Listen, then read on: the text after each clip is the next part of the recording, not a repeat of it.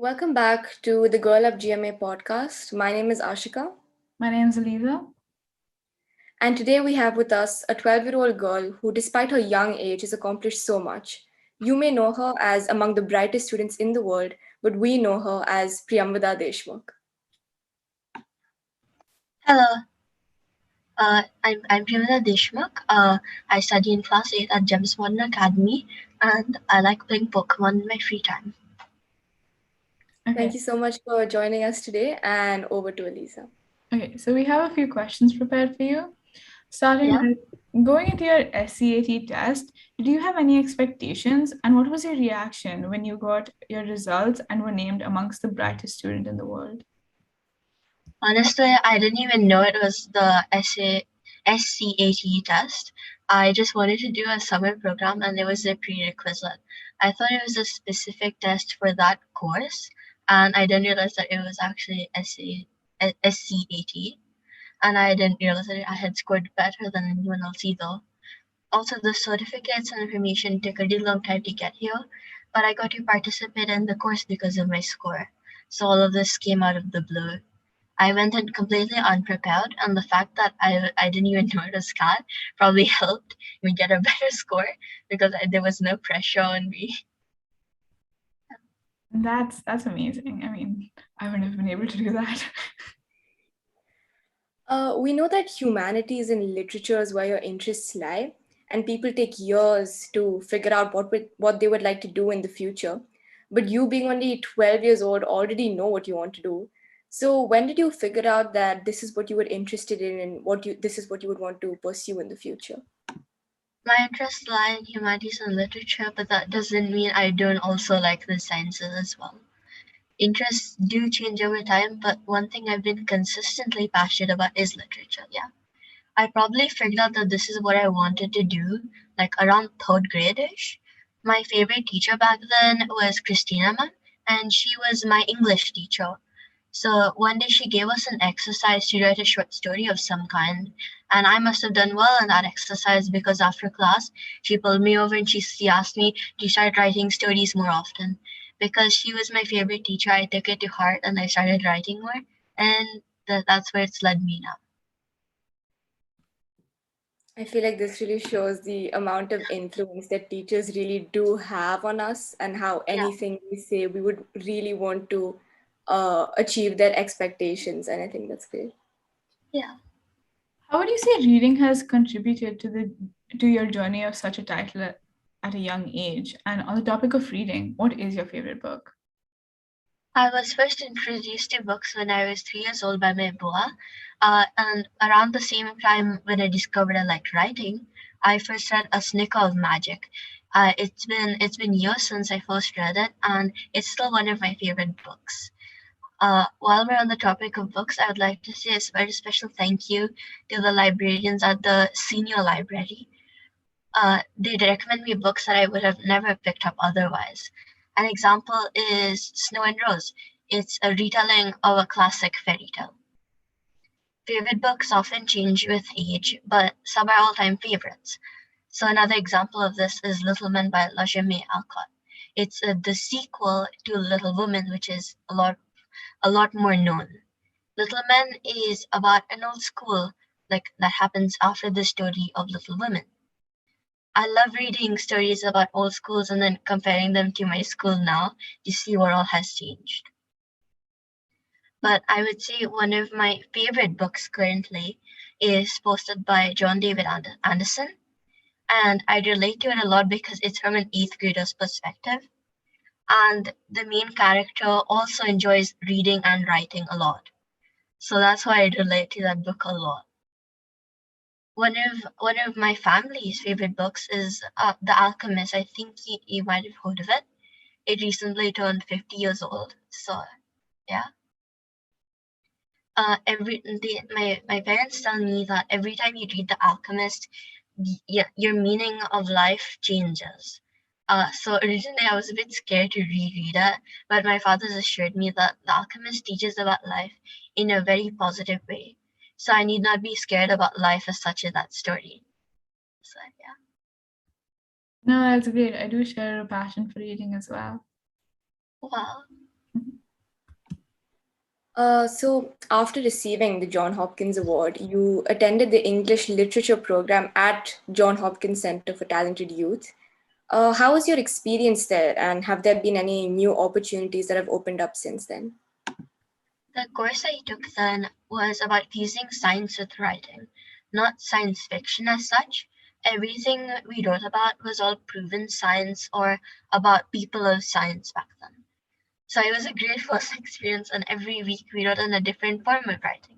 So like we wrote poems, we wrote short stories, we even wrote a short play and memoirs from someone else's perspective. Earlier when I said that I was also passionate about science, my previous knowledge of science helped me here. So everyone, including the professor, gave constructive criticism on every piece of work. So we would collaborate on how to make each other's writing better. And it was a constant stream of feedback.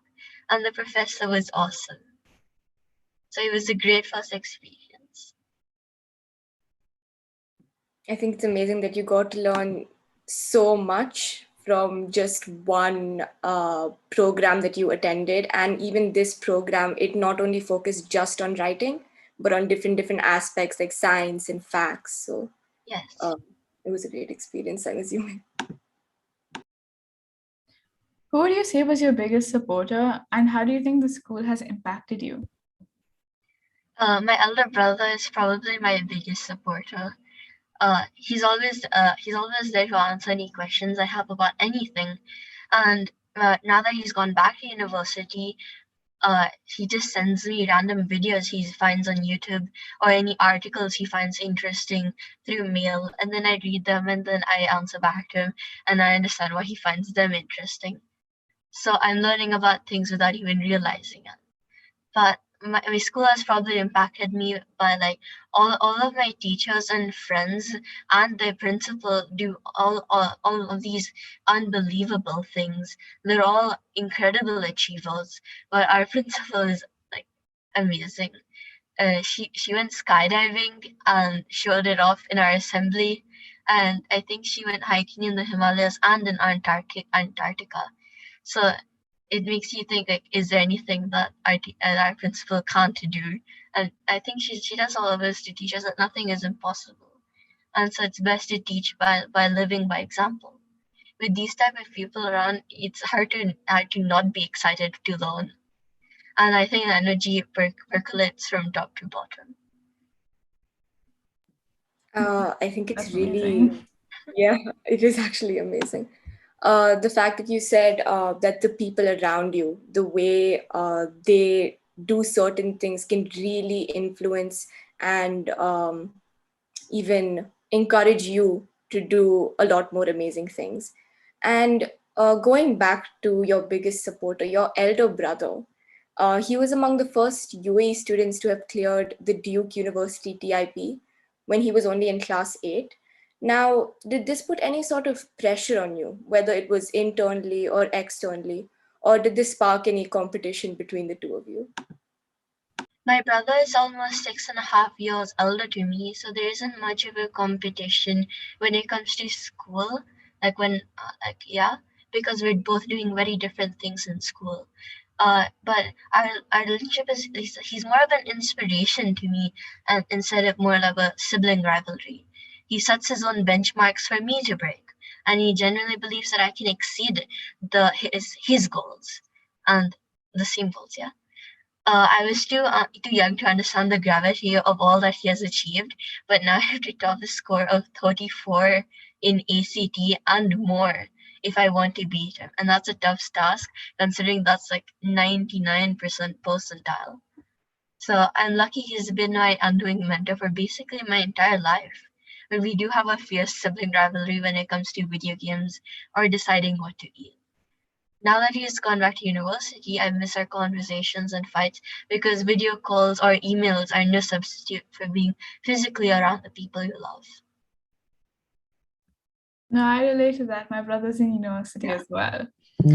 So, after being named amongst the brightest in the world, do you feel like people have raised their expectations of you? And how do you feel about that? At first, I was afraid that people would suddenly expect me to be the best at everything, but luckily I'm in GMA, thankfully. And while I have been congratulated by my friends and teachers, but they're just as normal and caring as they were before. So it's also with that this school is filled with super achievers all around. So instead of feeling like this is an achievement, I feel like I've earned a spot in GMA and I belong here in a positive way. And so yeah, to answer your question, no, there's not any pressure on me. So everyone here is competitive in a good way, but so because of that, there's no pressure on me. Yeah. And I know for a fact that my friends would have scored just as well or even better than me if they had that if they're taking it too. Yeah. I think from all your responses, we've learned that the school has actually really helped you in becoming who you are today. But for Absolutely. now, what are your next steps? What do you plan on doing maybe in the near future? I haven't decided as a set path. I'm taking life as it's coming to me. If I'm lucky and I get to turn my passion into my job, that would be an absolute dream job where I get to read and write. But I also have free time to draw or anything else I would want to do. So yeah, that's And what I that's plan on doing in the future. mhm. Okay, that's amazing. I learned a lot. I'm pretty sure Shika did Thank too. you. Thank you so much, Priyamvada. That's a wrap for episode 2 of Modern Girls. Hope to hear more of your accomplishments soon. Thank you all for tuning in. Thank you. Thank you.